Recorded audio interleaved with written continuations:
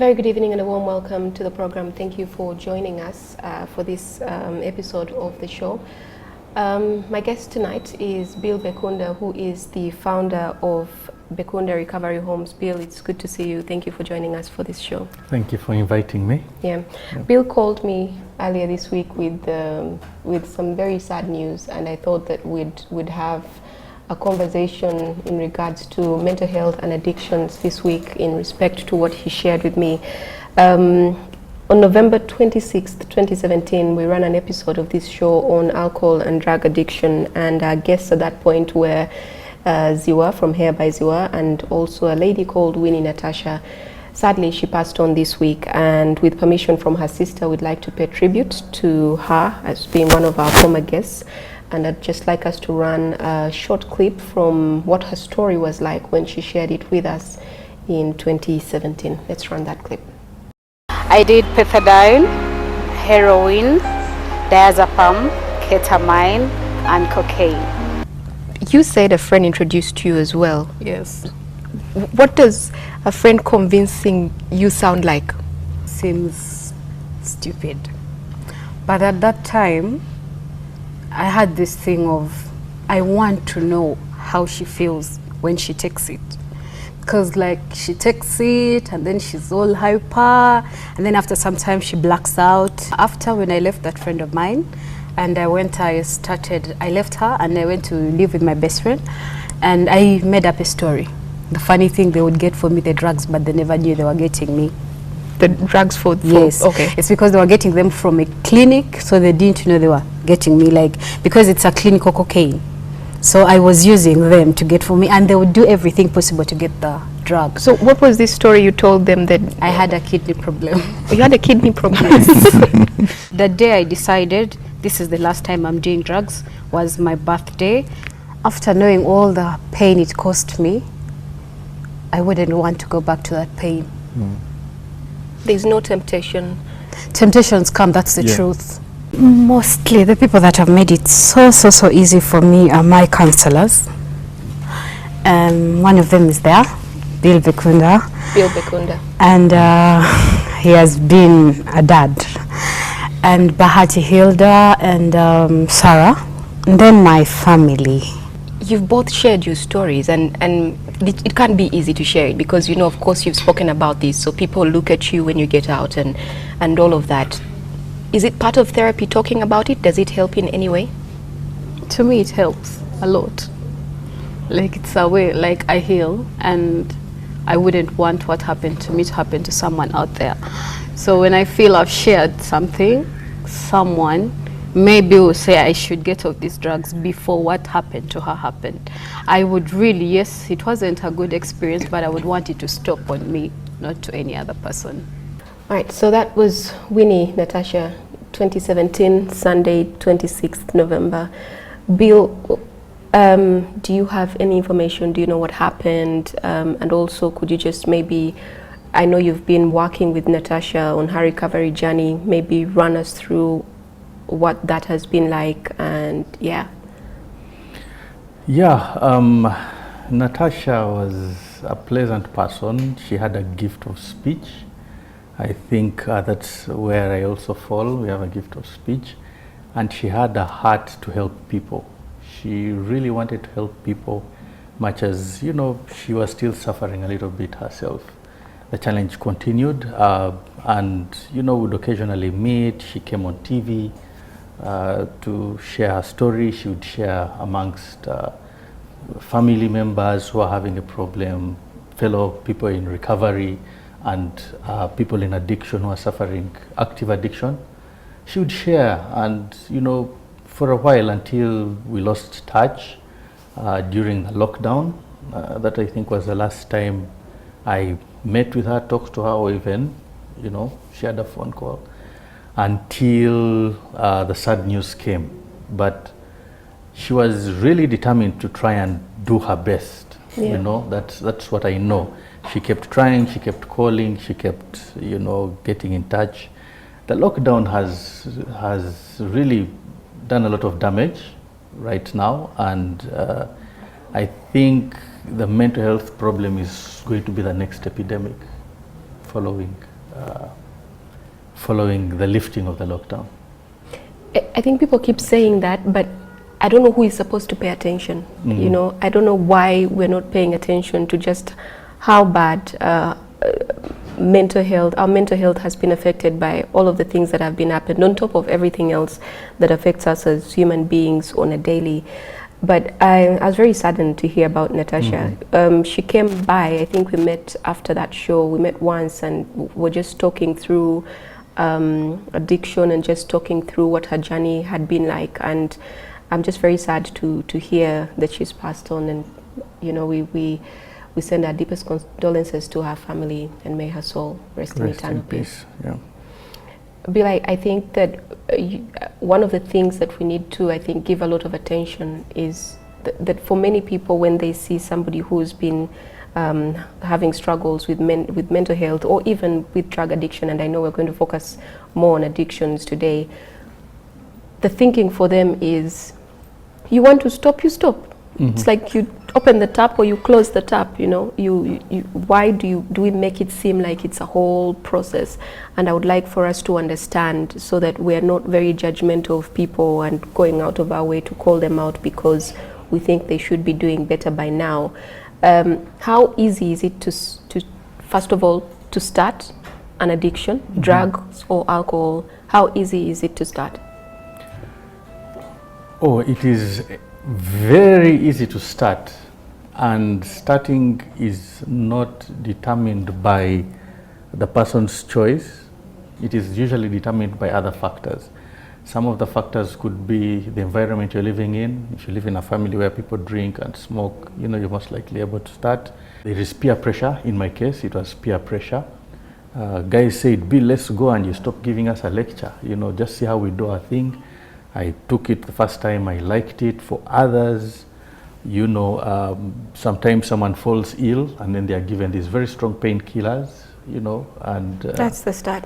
Exactly, and then it develops into an addiction. So it is so easy, and you know, we have the saying, never say never.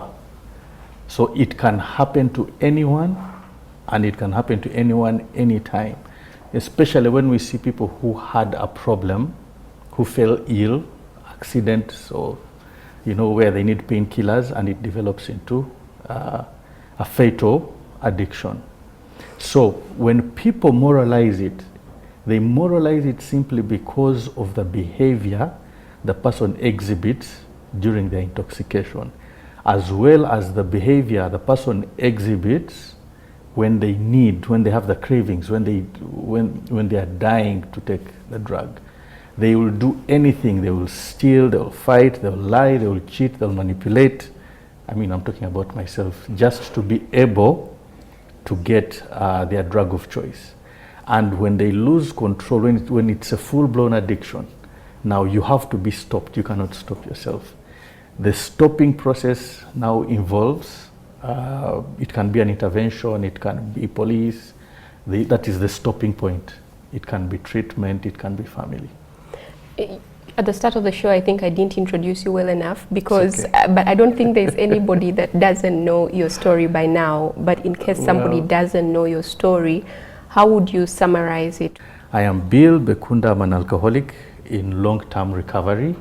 I have been to rehabilitation for alcohol abuse in 2004. That's quite a while ago. I had a major relapse about 7 years into my sobriety journey, after which I decided to take on fully as a full-time occupation and lifestyle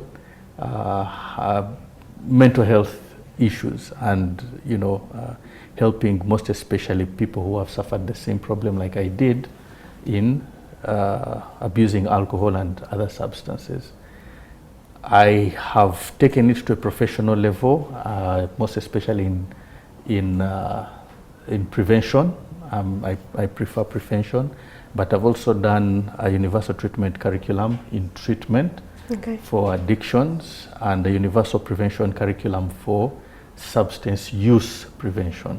What substances are we talking about, the addiction substances? I know you've spoken about this often, but I think it's a good reminder always, because somebody might be using something and they don't think that that is drug abuse, or this is even a substance that is getting them to addiction. Yes, the substances that we talk about are they are psychoactive substances that change the mental state of the brain. The common ones are marijuana, alcohol, heroin, cocaine, mairunji, cat, and many others. Plus tobacco, there's a whole list of them. But I want to keep it as simple as possible so that it is understandable across. That it hits home. All, yes. So the substances are mostly abused.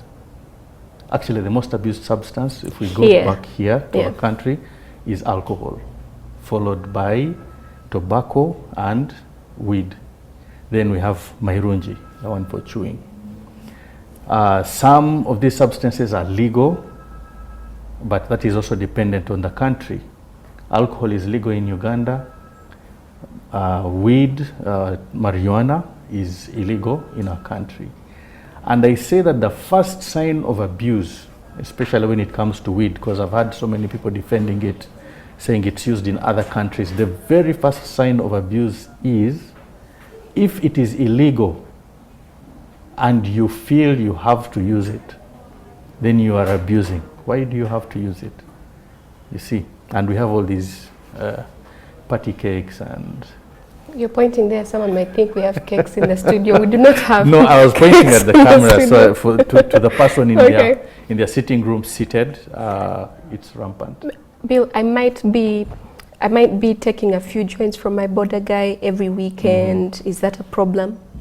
If it's not illegal, you mentioned that if it's illegal here, then it's a problem. So that's a problem. That is a problem. Is that a problem in terms of legality, or in terms of what I'm using it for, or how I'm using it? First, or is it not illegal, but is that how is that a problem in terms of how I'm using it? Okay, how you're using it, it's illegal. Even if you're found with it, there is a case. Do you really have to? Let's start from there. But on the mental health side, you'd have, it is a psychoactive substance. It changes the mental state of a person's brain, okay? You will notice, or people who have seen someone taking weed or marijuana, when they take it, it changes the way they behave instantly. The way you feel, some say they're lighter, faster, I don't know what they feel. And it makes people feel sick. It makes people lose focus. It makes people laugh. It makes people extremely hungry and feel extremely thirsty, just feeling. And that daze can actually be instantly lethal, for instance, if you can't see well. When you think about, I mean, one of the things you keep talking about is that it's illegal, you know, and that's the biggest problem that you're pointing out. But we know that access is easy. When you reflect back on the show with Winnie and Natasha and Ziwa as well, how easy it was for them to get all of this substance. We know that it's now in cakes, in cookies, in tea. You'll be at a party and you don't even know that it's in the cake. You don't know it's in anything, but it's out there. How bad is what is the danger we are looking at? The danger is, number one, if somebody doesn't know that they are taking this drug, anything can happen to them. You'll get high, you get confused, you get into a panic. Or for instance, you're driving, you're high, you're not feeling yourself. You can black out, cause an accident. You can, it changes your mood, you get angry, you can become violent. Someone could be hypertensive, and you give them, the weed, you don't know what it could do to them. Someone could be anemic, for instance, could be suffering from one kind of disease or the other. They could be in recovery. They could be in recovery, like Bill, and you'll set off a cycle of active addiction because they don't know. I mean, you'll you set off the physical cravings for the person. It's really dangerous, you know. Let's go even into, you know, women are raped, girls, even boys these days. But so many rapes do happen. They call it date rape. Yeah. Because of that. Someone wakes up and they just don't know where they were. They put something in your drink. Weed cakes, weed cookies, and all that. Because you get high, you eat, you enjoy it. You know, you feel you're having fun, you black out, and you wake up. All right. Yeah. Okay, let's take a short break, and we'll be right back.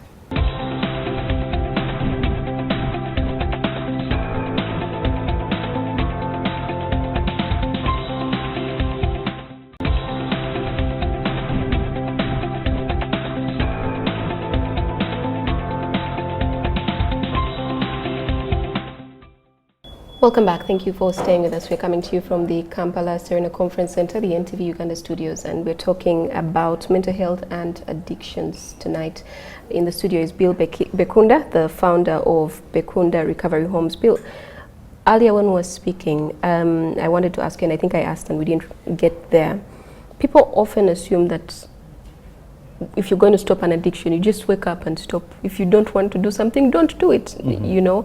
But we know it's not as easy as that. Seeing from stories we've had, looking at your own journey, what does it entail to actually start that journey to recovery?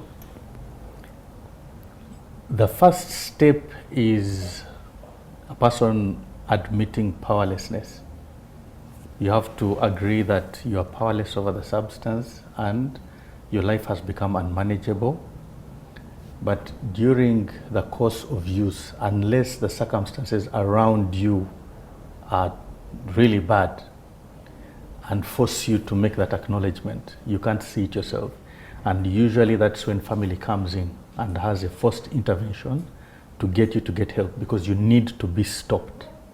Nobody can start the process of getting help until there is a need to be stopped. It could be your health is deteriorating, it could be you're putting your life or somebody else's life at risk. It could be your finances, it could be so many things. But then when it happens, when the condition starts going out of hand, you need to be stopped, because you cannot stop yourself. And that's why I like to say that nobody enters into a treatment program willingly. Every single person that gets into a treatment program is forced in, either by their circumstances or by people, places and things, disease, family, you know, you're in jail for you know, whatever has happened. So that is what starts the process. Now then you get to start to understand, number one, why you need to stop. Before we get to process number one, how, you know, why you need to stop, from previous shows that we've done, some of the comments that have come up, even specifically to my inbox, is family saying, listen, we have this situation in our family, but how do we get this person to come to the place of realization? They've refused to. Do we bundle them up and just take them to the hospital? Does that do more harm than good? How do you get the person, how do you help the person to realize if they're not realizing it on their own? Yes. The very first thing to do is to allow them to, to experience the consequences of their actions. That's a difficult one. Exactly. People do not allow the person, because they say, oh no, it's because they are drinking, oh it's because they are using. If they were not using, they wouldn't be doing this. But unless they face the consequences, there is no reason, they are not motivated to make a decision on their own. That is what we call enabling. If you keep giving them money, if you keep taking them out of jail, if you keep paying their debts, you see what I'm saying? So all those conditions are enabling, and that is usually the family and the friends. But you know that it's very hard to let family rot in prison, or the debt collector comes and puts you all in a very difficult position. Yes. There is a way it can be done. I will sort out your debt on condition that you get into a treatment program. Not let me sort out your debt, come home, now you understand that you caused the problem. So there is a condition for my condition. I pull the shots. That is what people need to know. If I'm going to help you, you have got to do something about it. And whatever you do about it has got to be intentional, not just assumed. If your car starts making funny sounds, like we are told these days, there is something which is pulled out from the exhaust pipe or something. If it starts making funny noise, you will not assume for long. You will fix it. You will call the mechanic. There are so many mental health professionals who are ignored. Nobody wants to call them, yet they are the ones who know how to start fixing the person. And the family, because the family itself will try to protect. You know, they have to try and keep your name good, and that's why they pull you out of prison. That's why they'll pay your debt so that you don't look bad. That's why when you sell your shoes, they'll buy you another pair of shoes. Or if it gets torn, they'll get you a new pair of trousers. Okay. So there is a lot of influence that comes in to keep you rooted in your addiction as opposed to get you out of it. Okay, let's go back to step one. So when you start realizing why you are using, it actually opens your mind to realize that it is not you. You are allergic to this substance. Like eating meat. If I'm allergic to meat, every time I eat it, I'll get a swelling. Every time I drink or use a drug, I behave like this. Are you conscious? And I told you about an article that I read, and they were asking this person if they were conscious when they were doing what. Do you actually know what you're doing in the moment, or does the drug take so much effect that it's not you now? You know what you're doing. Definitely you know what you're doing. Difference is you just don't care. Remember, your mental capacity is impaired by the use of the drug, your reasoning and your judgment. So when your reasoning and judgment are impaired, you definitely know what you are doing, but you still go ahead and do it because there is a disconnect. That is why a person has got to face the consequences, because they know, but they are disconnected. So you actually do it. You commit the crime, for instance. Him taking whatever he took, he committed the crime. There is a consequence for the crime. Okay? So once you face the consequence of the crime, during the time you're facing the consequence of the crime is the time you should be getting educated about it, which is what we call rehabilitation. Rehabilitation doesn't only happen in a rehabilitation center. It even happens in homes, although the rehabilitation we talk about is more about the structured one, where you take someone and put them somewhere where they get the direct one. But there is also rehabilitation processes in so many different places. You have Bekunda homes, and what's in the home that helps? In Uganda, ambulances are in short supply, so it is Kawangali. Police 999, they throw you at the back.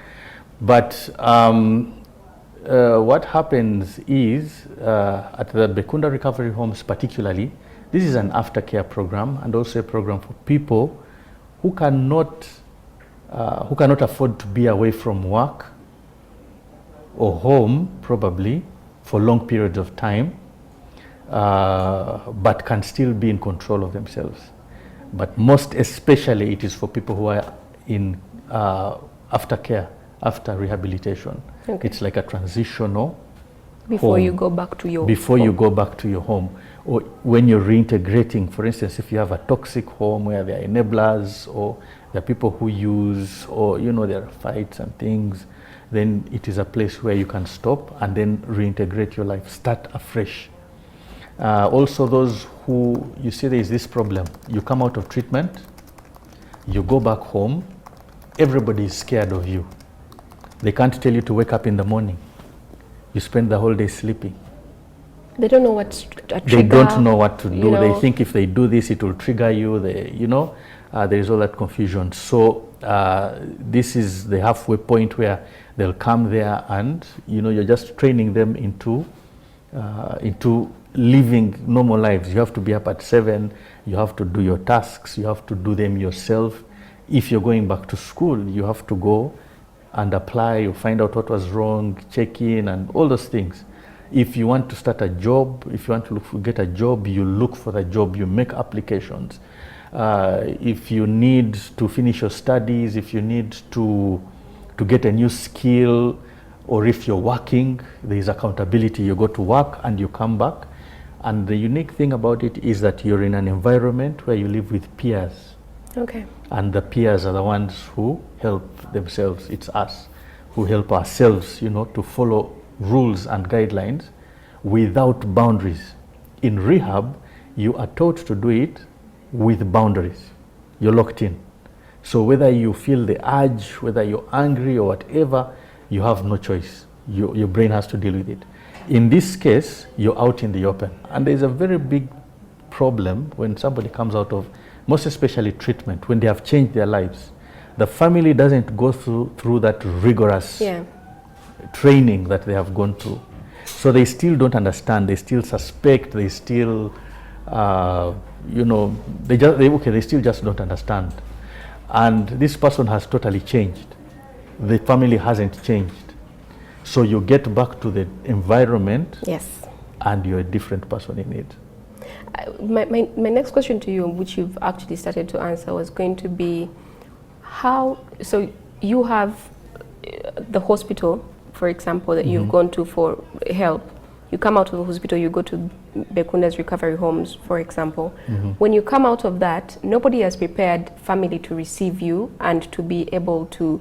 So if you'd started your addiction maybe because of depression or because of the environment at home, or nobody's prepared family to receive you and help you with the environment. What do I do at home? Do I get rid of all the alcohol bottles?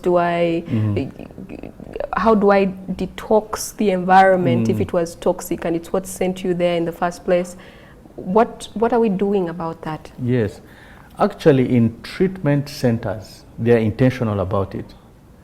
But the families do not usually respond in the same vigorous manner that it's being suggested to them. You tell the family to bring as many people, because I still work at Safe Places Uganda Treatment Center. You tell people to bring the families, for family sessions to understand the problem deeper. Bring as many family members as possible, because the more that know, the better.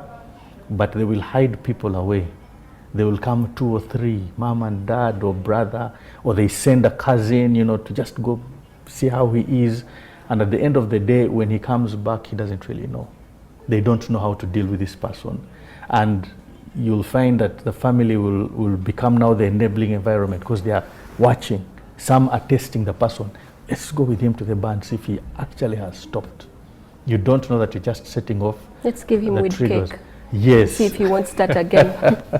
Yes, so the family not knowing, they are given the opportunity to. Let me tell you the biggest opportunity we have today. I think before we started, we talked about Google. Yeah. All the answers are there. Nobody checks. They'll be looking for, who is this guy? We have 529 MPs or some celebrities, what they are doing, depending on what you like. If it's football, you know everything about Arsenal. If it is the royal family, you're talking about the black lady who is married to the white man. And yet, when you're still actually reading that, whatever it is called, socialite news, then your son or brother comes waddling in, shouting, then you put the phone down and then you start quarreling with him instead. You're a grown-up man, you're this. Instead of Googling, how do I deal with a person who has come in drunk? How do I deal with a person who has failed to stop using? So we have the answers, but we just don't follow them. Every client I have had, I encourage them, please Google, use it wisely. You will get the answers. You will get the answers. If you're not satisfied, get a professional. If you're confused, okay, get a professional. We are here. There are so many of us that, you wonder. Some of them are doing other jobs because there is no one to come to them, I'm starting I'm trying to do a little bit more than just have them in homes to get better as a halfway house. That now I'm moving to, it's a place in Mutungo, it's called the Canopy. It's a recreation area. And at that area, we want to now have activities for people in recovery as a wholesome thing, not just for addicts, not just for people, but for families. You know, we can have family groups, we can have people coming to meet and talk there, do exercise, nutrition, because nutrition is the biggest support for recovery of mental challenges. All right, Bill, thank you for that. Let's take another short break and we'll conclude our discussion when we come back.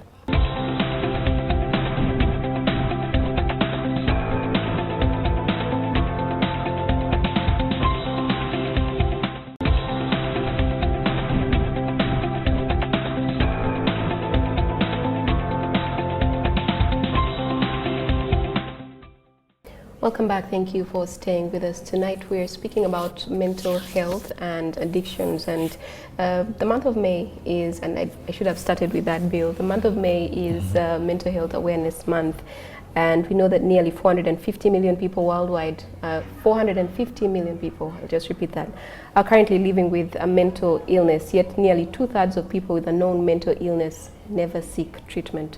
Why is that? There is no value attached to recovery. Like we started, it is considered to be a moral issue because of the behaviors pertaining to using and the behaviors exhibited by the person who has used or who, you know, after using, and the way the family also treats it. So when it is, and the advertising companies will always make it the individual's problem.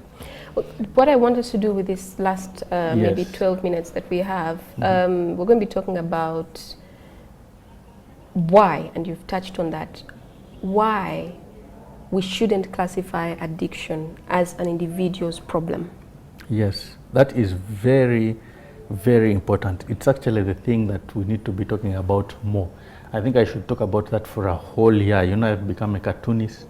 Yes, I saw that. I saw that. I actually want us to see some of the cartoons that you've been putting up. I've seen them on your social media sites, and I think they're very effective. I mean, I've got more comments from them than from the writing and the talking I've done, and it's very interesting. People need to know the basics of mental health so that they can understand that mental health affects everybody, and there is usually a core. Since I'm into the field of addiction, I'll use the addiction field and the family. I am the addict. I drink. I go home. I cause mayhem. They spend the night awake, first of all, waiting for me, wondering where I was. I come at 4 a.m. I haven't paid the taxi or boda guy. Probably I almost was lynched, or I was lynched, or I was in a police cell. They have to pick me up. Tomorrow you have to go to work. You are tired. You are stressed. You are depressed. You come back, you're only thinking of what can I do. Your friend at work sees you're so stressed, they say, you know what, please go and rest. I will cover for you. You get one person doing the job for 2 people. They will not do it well. They're also like, but this one also always with her problems. You're causing them stress. You don't know if the person who is helping you has issues with her husband who is depressed or wife. It is a big circle. None of them knows even how to manage themselves so that they can separate their problem from another person's problem. When I am affected by somebody else's actions and behavior, I carry the disease.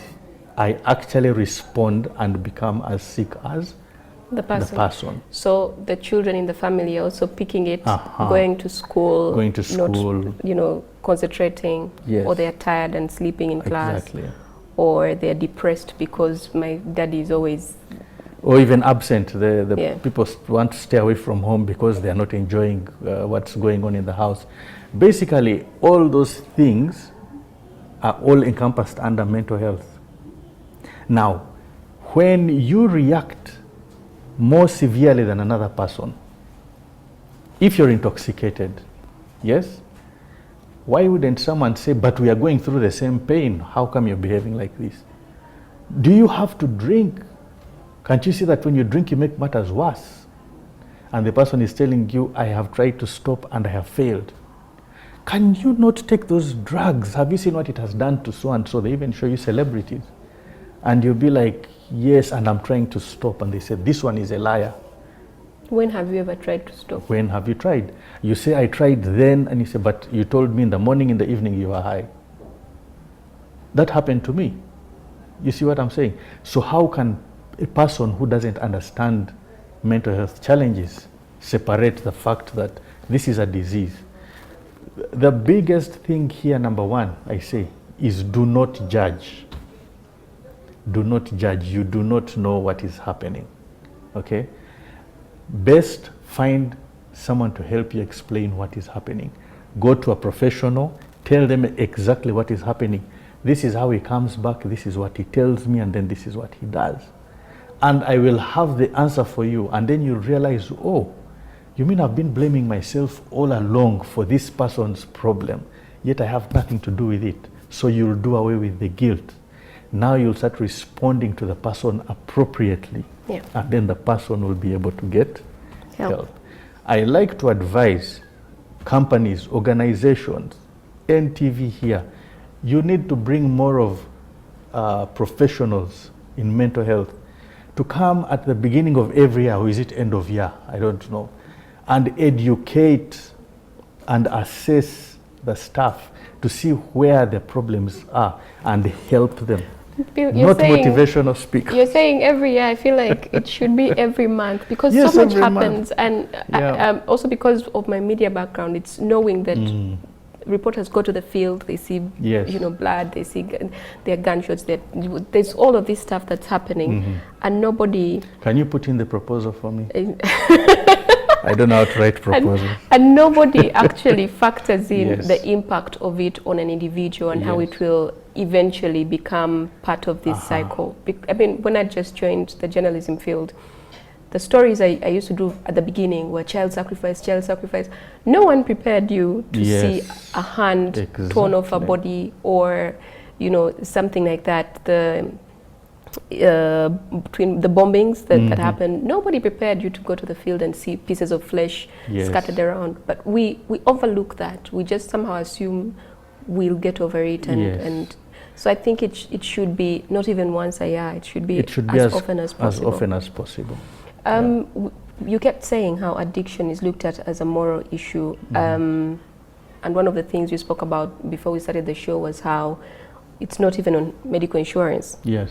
What is the danger of us constantly looking at it as you are just, badly behaved, or your upbringing was, or whatever it is they term it as? Now you're actually giving authority to the disease to get worse. You're allowing more people to get affected and blaming them when they get affected. That's making them worse. Addictions are known to be genetically predisposed, and therefore you'll see that you are not helping to stop the predisposition of spilling over into the next generation because you're aware of it. And if the child comes out to be who they are, you'll be like, this one is like the uncle, this one is like the cousin, this one is like, you know what I mean? That's their fate. They are just bad people. Be like me, I'm the good one. So we are not stopping it, we are just increasing it. Plus, today, the drugs that are getting on the market, people are being very creative. Young boys and girls in schools have become cooks. They no longer bring the drugs to school. They make them in school. In the lab? In the lab. So they steal syringes from... We once found a random syringe. They'll bring the ingredients in their grab case, which are harmless. You'll even wonder, okay, and all they have to do is put 1 + 1 together, and guys are getting high. And you're busy searching them when they're coming in, searching them when they're going out, and you wonder what is happening. There are very many ways with mobile phones and mobile connections and mobile watches that one of the guys he confided in me. He said, you know what, I just would send a message and the guy throws for me the stuff over the fence at a certain place, and I would just go and pick them at my own time, or I'd be there waiting. It's crazy. Bill, we're going to close the show now. What is your call to action? I know that we are constantly encouraging people to break the stigma around mental health illness, but also break the stigma around addiction. And I'm glad that people like you actually step up to come and share your stories. And I think stories are one of the best ways to actually get people to realize that maybe they're not doing something, you know, they're not heading on a really good path for themselves. What is your call to action to whoever is listening? Maybe somebody who's using, maybe they're just playing around with stuff, they're not really, you know, or maybe they're already at a certain stage, family that's watching and thinking of their person whom they would like to give some kind of support, or family that's just sick and tired of dealing with this person and we're done. That's not our business anymore. I think I should simply say, understand the problem. You need to understand the problem. If you don't understand the problem, you first and foremost don't know what to do about it. I think that's all I can say, because we have the information on our phones, on our tablets, on our computers. We need to seek help. We need to see professionals. When you look for the mechanic for your car, it's the same thing. You look for the mechanic for your brain. You look for the mechanic for your body. That's why you go and look for a doctor when you're not feeling well. I call upon you to look for help, look for answers. The answers are all around you. If I know the signs and symptoms of a problem, I'll see it developing and I start working on it. Why? If I don't work on it, it's going to work on me. Bill, you're assuming that everybody is as self-aware as we'd like them to be, that you're constantly paying attention to the things that are happening to you and how you're transitioning from one thing, how you're dealing with grief, how you're dealing with... Many people just bury themselves in something and they don't, they push it at the back of their because minds. they're avoiding it. But everybody pays attention to what's going on in their home until they want to hide away from it if they can't handle it. When you say go out and find the mechanic, okay, find help. Yes. Yeah. Do I just go to any hospital and say I need to see first of all, who am I looking for to deal with this problem? Yes. Number one, if you have a phone, Google whom do I see if I am feeling depressed, if I'm feeling angry, if my son is being a problem. It will give you suggestions. Okay. Yeah. But even going to see a medical doctor will start the process, because you'll ask the doctor and they'll recommend you to go where you need to be. They will probably say, oh, this needs to be dealt with in the mental health department. Or the mental health department will say, no, you need to see a private practitioner, you need a counselor, go talk about it. See a counselor. Everybody knows about counselors. Counselor. But we have hated counselors since school days that I don't see how we like them in our adulthood. So we just have to get into the habit of seeking help, especially for our brains. Thank you so much, Bill, for taking the time to speak with us. I'll just give you 1 minute to maybe, if you have anything else that you think we've left out of our conversation for today that you want to put out there. Okay. You can do it in this minute. I think that's the most difficult thing to say, because there is too much to talk about.